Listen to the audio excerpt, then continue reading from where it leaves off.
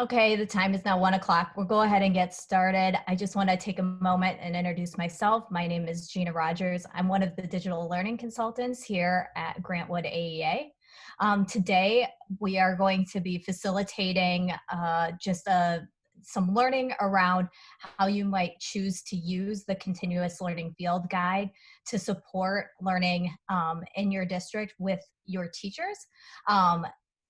Co-facilitating with me today is Amber Bridge and Corey Rogers, and then also Mindy Carney.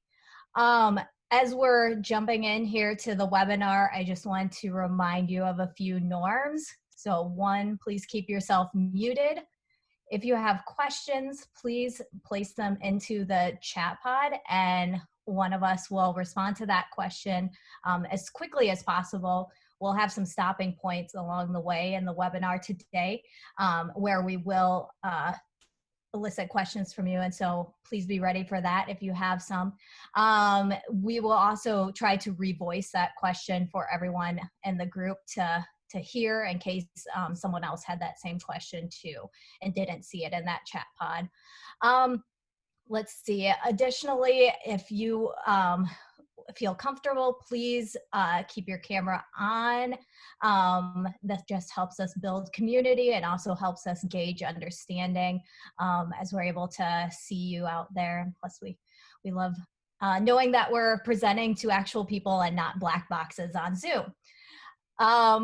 So resources for the session today will be sent in a follow-up email. And so if you miss something in the chat pod or if you're worried about that you got distracted looking at a link and you missed something else, just know that those resources are going to be coming at you later on in an email today or early tomorrow. As we're all getting settled in, Amber or someone one of my co-facilitators is going to pop the slide deck for today into the chat so we can all take a look at that. If you prefer to just watch and not reference that slide deck on your own, you can feel free to do that, but that is going to be coming at you in the chat right now.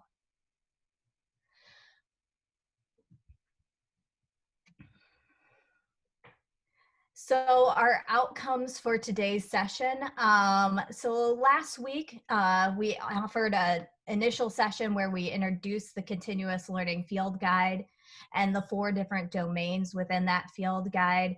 Today, we're going to really focus on thinking about ways to facilitate learning around the continuous learning field guide within your district.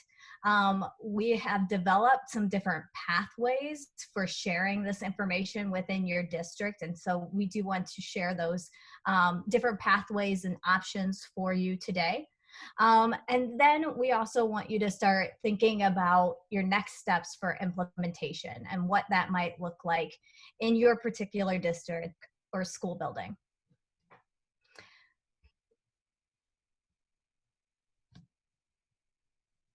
So as I stated last week, we presented that continuous learning field guide.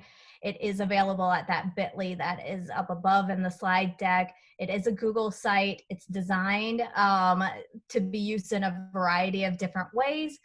One of those might be just self-paced learning. And so as you work through or look through that continuous learning field guide, you'll always find prompts for reflection and then also prompts for application of learning.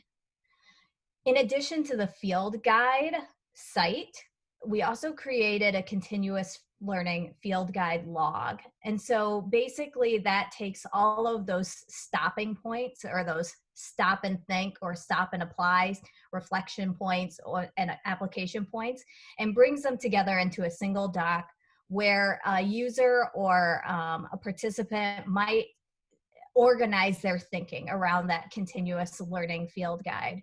Additionally, within that continuous learning field guide log, we have housed all of those checklists with the different domains and the key concepts for each domain, and then each domain's key concept checklist along with those look-fors. And so that's a really comprehensive doc, and it's one that we're going to refer back to a few times today as a key document that you might want to consider using, or definitely will want to consider using as you move forward with presenting this learning to your teachers.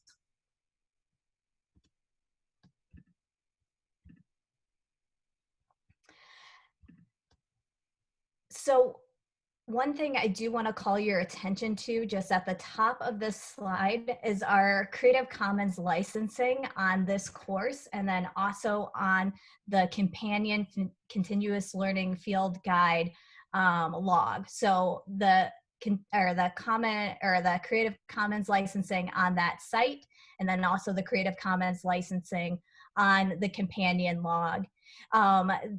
The licensing states that you are allowed to take this. Please make sure that you give us credit back if you do use it. We ask that you not take it and try to sell it someplace. It is for non-commercial use. So it is to be shared widely and freely among the educational community.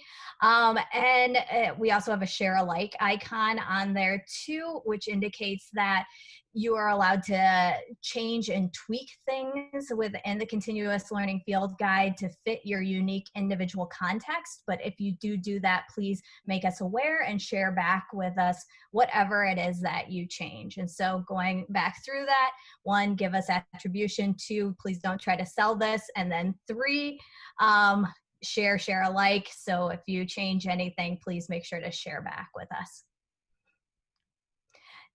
The next part of this slide, when we're thinking about this facilitation, we really want to think about who we're going to try to impact. And we identified kind of 3 key groups that we felt would be very well served by this continuous learning field guide. First, individual teachers. And so these might be folks that are go-getters, willing to or wanting to work through stuff on their own, at their own pace. They are up to that challenge.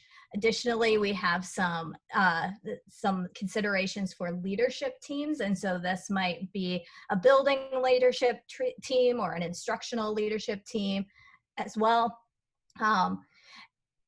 This continuous learning field guide is also well served for those folks, and having them work through that as well. And then finally, teacher teams. So PLCs or teams, grade level teams that are working together at a building would be very well served by the continuous learning field guide. We have drawn up a couple different options for providing this learning for a no credit or no credit bearing opportunity. And then also we have a couple different options for license renewal credit opportunities as well. And we will be going through those here today. And so our options, or how we might use that field guide, we kind of talked about who. For teachers for independent learning, leadership teams, or instructional coaches. So if a leadership team is going through that continuous learning field guide, they might be going through it with a kind of an eye for what do our teachers really need right now? And we're going to pick and choose and select the things that are best going to serve them at this particular moment. And then another option for using that field guide, teaching teams for discussion and collaboration. And so this goes along with that PLC group that would be well served from the continuous learning field guide. We think that there is so much potential for this being used as a common, if you will, text for a PLC group to examine together and then do some application work together. And then finally, district requirement for independent teacher learning. And so if you are looking to have your teachers go through this particular site on their own prior to returning in the fall, that would be another option.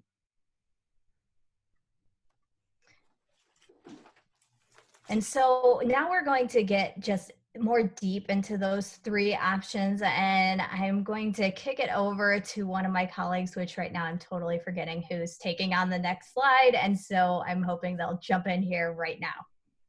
All right, so we're going to talk about the first option, which is primarily for independent teachers. And this option can also be for districts that maybe have different professional learning plans, but want to share the continuous learning field guide with their teachers just as an option for independent learning.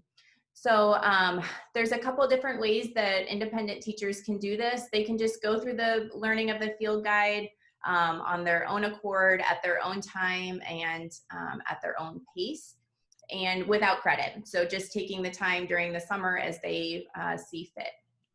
There is also the option for later on in the summer to get credit, because our DLG WAA team will be hosting a course which will look very similar probably to other courses that you maybe are familiar with taking with Grantwood AEA.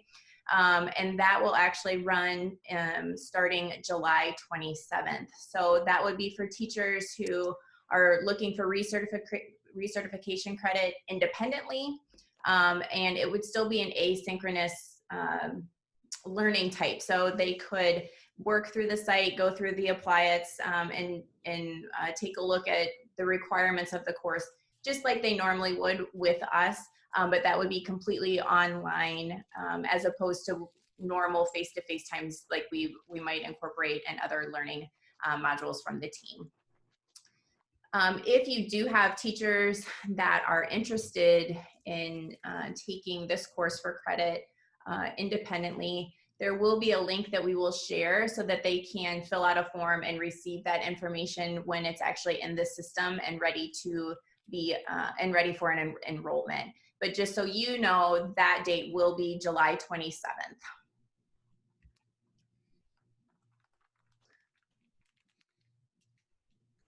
Are there any questions just about that first option for learning? We did have a question in the chat pod that asked, will the course be virtual? Yes, it will be 100% virtual, and then also asynchronous. And so that will be, it will be a self-paced course.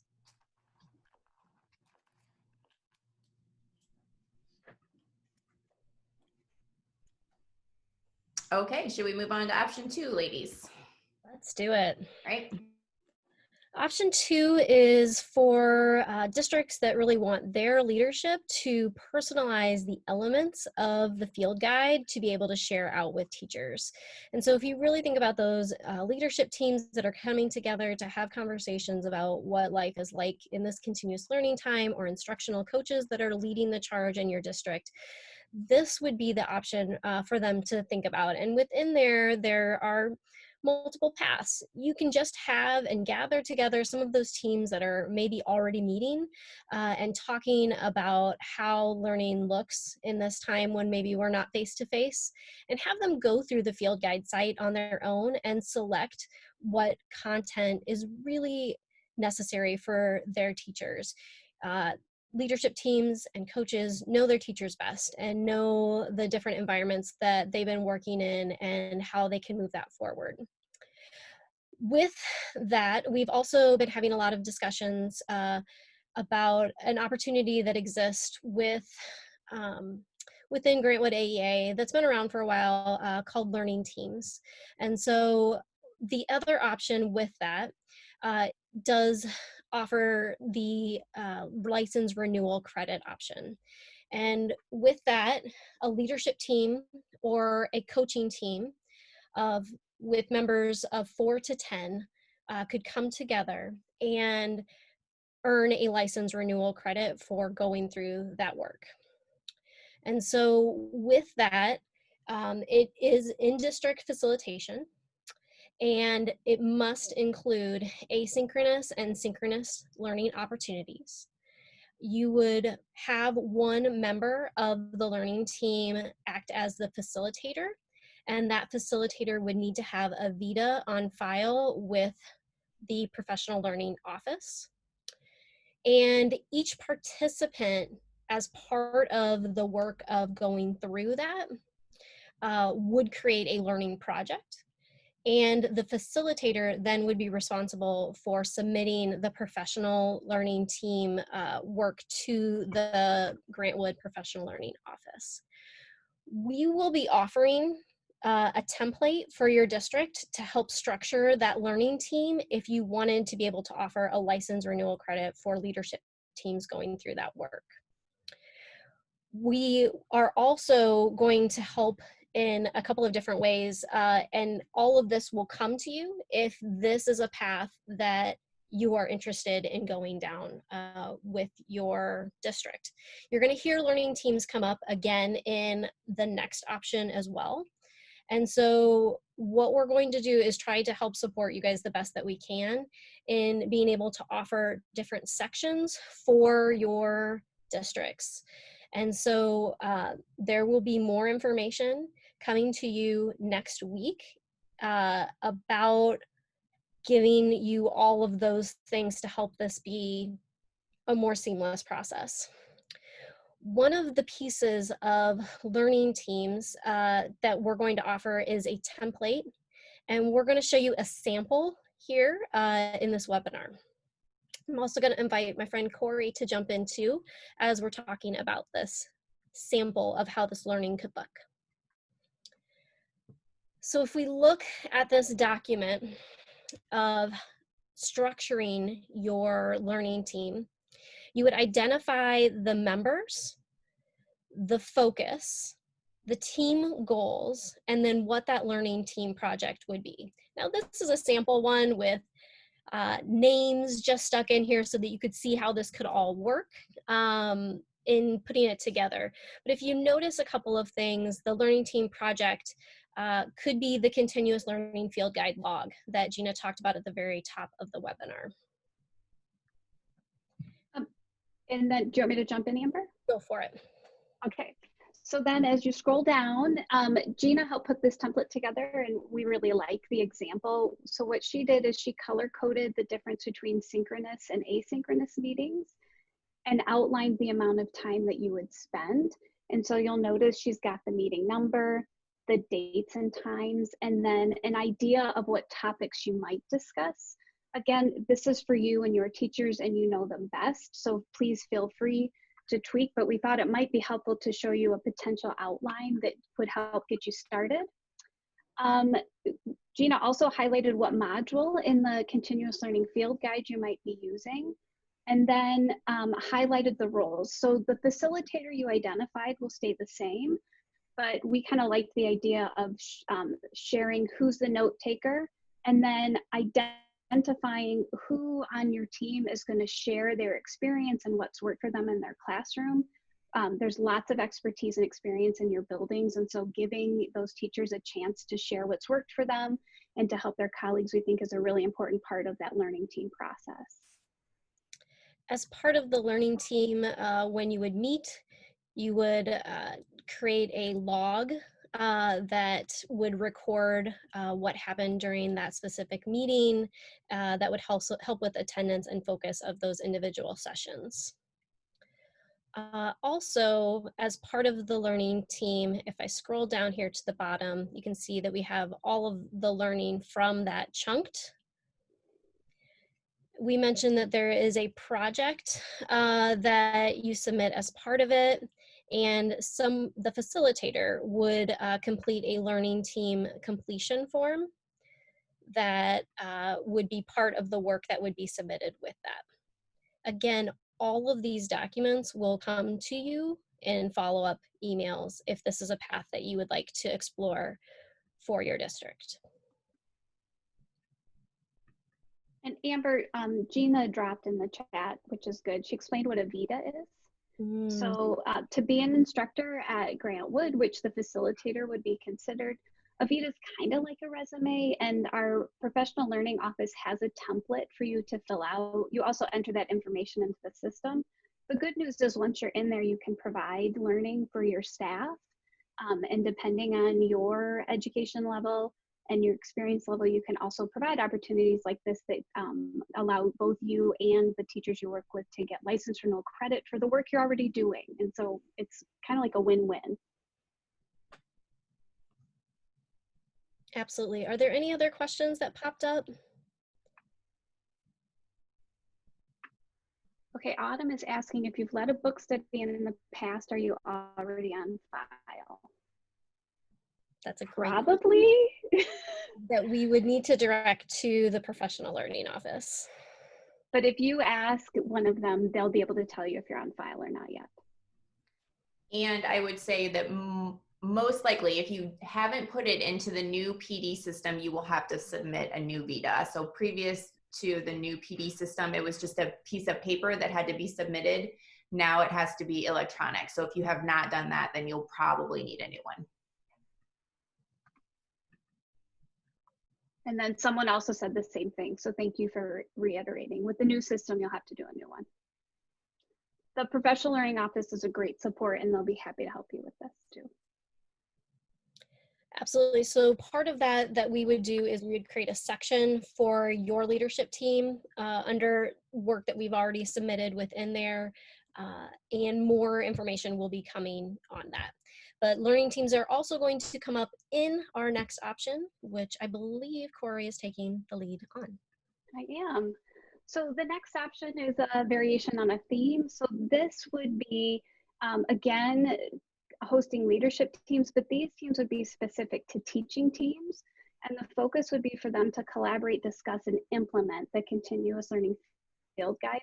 So if you have specific PLC teams within a building or a district that are interested in engaging with the field guide, we feel like this would be a good option for them. Could be that the third grade team is going to do this or the middle school math team is going to do this. It really depends on the structure for your collaborative learning teams or your PLCs within your district. Similar to what Amber just described, your teams could go through this collaboratively and work on a plan for implementation, and there would not be credit attached. But if they are interested in getting license renewal credit for the work and the time that they're going to put in, they can also have a learning team with 4 to 10 people. The caveat here would be that teams can be led by a teacher that's part of that group, and that teacher also can earn the license renewal credit for facilitating. But this could also be led by an instructional coach or an admin that participated in option 2, pulled out the important information, and then facilitates learning teams for the PLCs or the learning teams within your district. And so what that looks like, it's going to look very similar. It's in district facilitation. It has to include asynchronous and synchronous learning like Amber and I showed you in the template. And then just to reiterate, this time the member from the, it can be a member from the team or an instructional coach or admin that also is a facilitator with a VITA on file, and the requirements remain the same. And so there'd be a project and the facilitator would submit the logs and the completion to our PD system. So I don't know if there are questions on this one.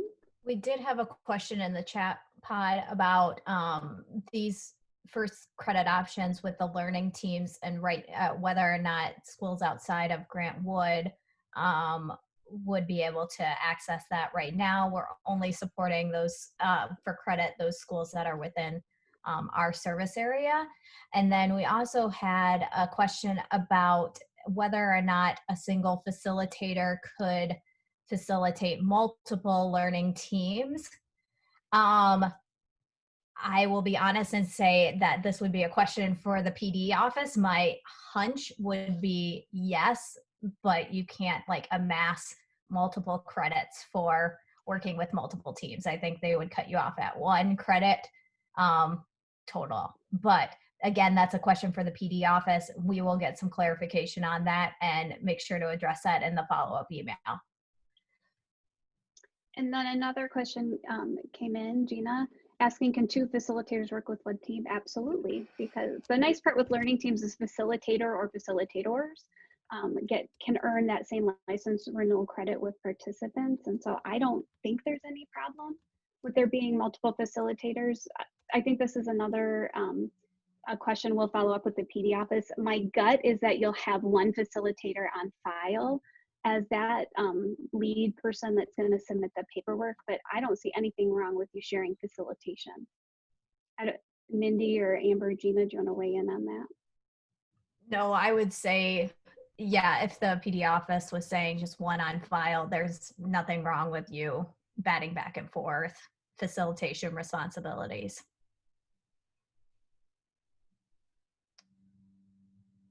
Any other questions there? I don't see any. Gina, do you want to take us into that fourth option? Yeah.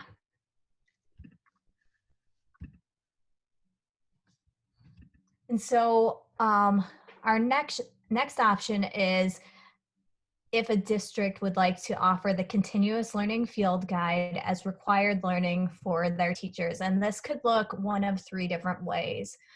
First option is teachers go through that continuous learning field guide site on their own. And so the district would then determine, okay, so what are their accountability measures to make sure that the teachers had engaged in that learning, and that would be totally directed by the district.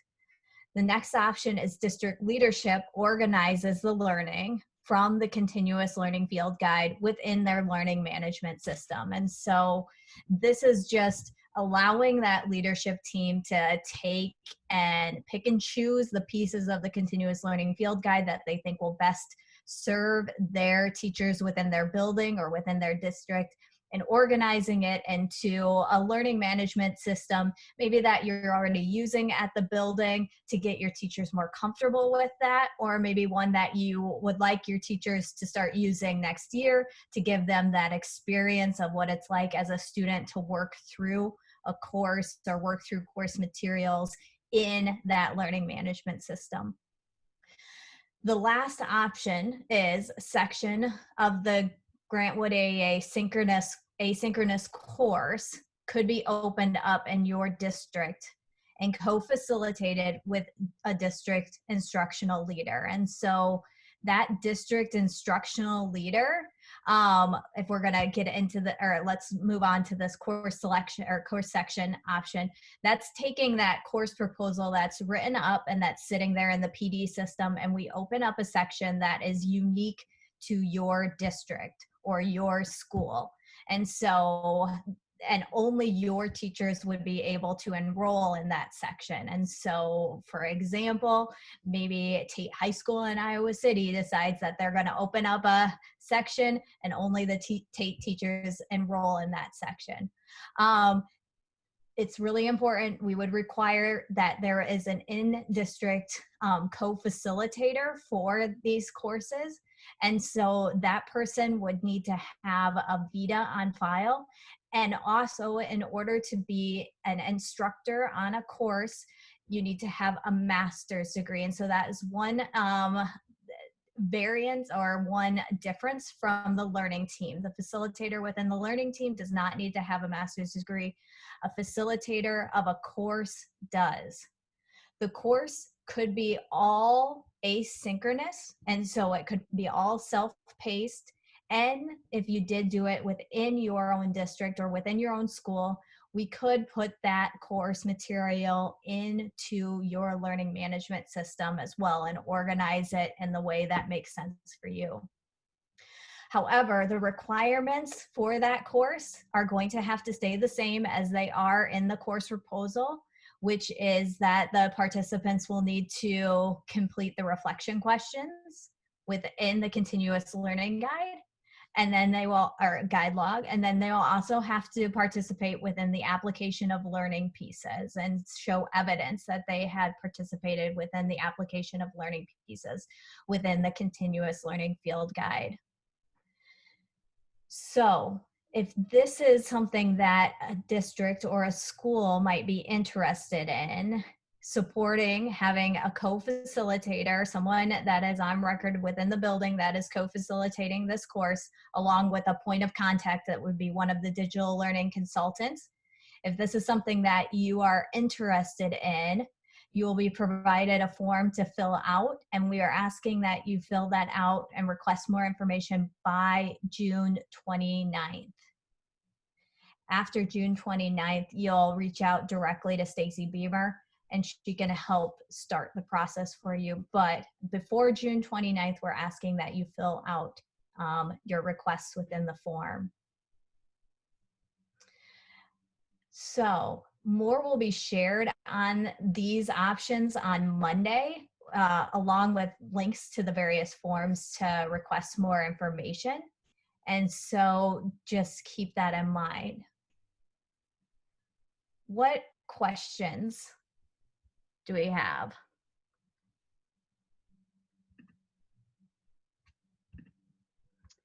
So Danny asked, are there a certain number of teachers allowed or required for this option? Oh, so within your district, it's the minimum number is up to you. You know, and then at Grantwood, we have certain minimum numbers that we like to hit in order to run a course, but in a district, that minimum number is up to you. As far as a maximum number, that also is how many participants do you want to manage, is what I would say. I will double check with the PD office to make sure that they don't have some sort of requirement that I'm not aware of, but from my experience, that's what I would say.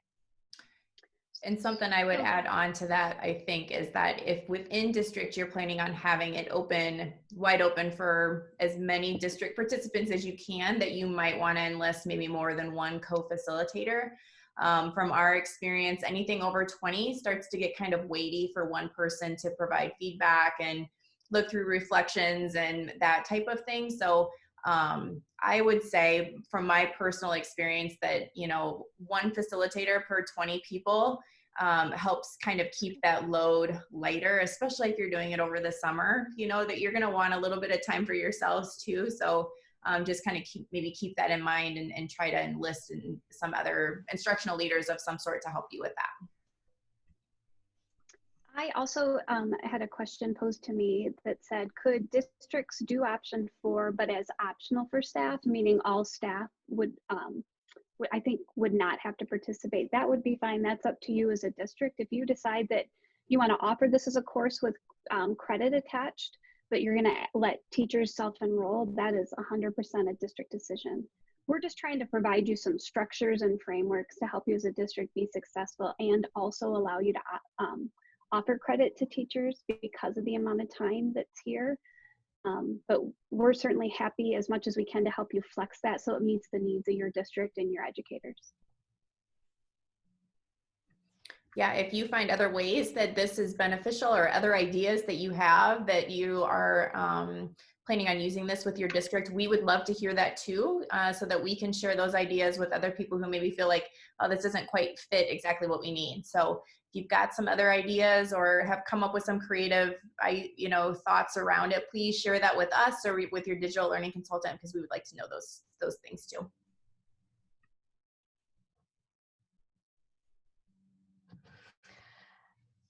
So this last, or second to last, or getting to the end here slide, this is just a document that kind of outlines in a grid format everything that we talked about just over the past half an hour. So outlines all of the different options. So those 4 different options, and then also where the credit could be attached to some of those options, and then why you might use it, who facilitates that learning. If you could scroll a little bit, Amber, thank you. And then when this would be happening, there's links on there to forms that you would need to fill out to request either to start a learning session or a learning team section or a course section within your district. And then the evidence of learning in each of those options, what that would look like as well. Corey just dropped this document into the chat, and so you can go ahead and look at that more closely if you would like to. And then we are asking that you do take a moment and just complete this really brief little survey that we've put together. We're very curious as to which one of these options you are considering right now, or your district might be considering, or which ones you think sound like something that you could possibly do to prep teachers for returning to the classroom this fall? And based on your responses in there, you may get more tailored information back to help support you in your implementation with moving forward. So we would invite you to take a quick minute to fill out this survey.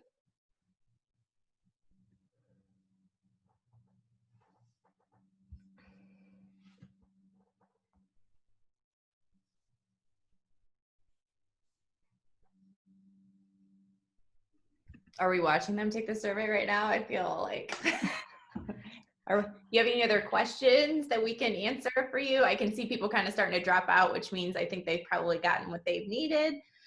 But if you have any questions, please let us know or reach out to us. I do think, Amber, do you want to hit that contact page? Oh, I'm sorry, Corey, you had another little bit you were going to talk about here.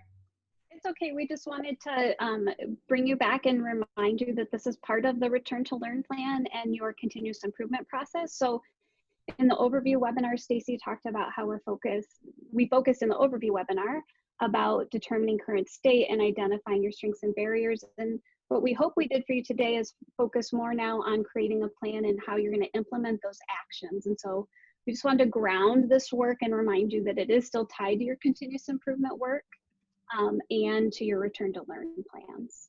And so we are here to help you. So that now we'll get to that page.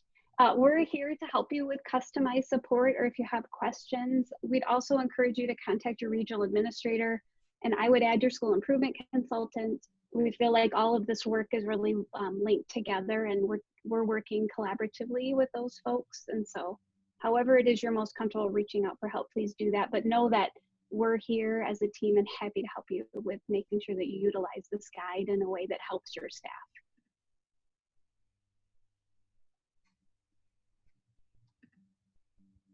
And then I think we'll leave it open for questions. So if you want to type them in, or at this point, if you would like to unmute yourself and ask, you're welcome to do that.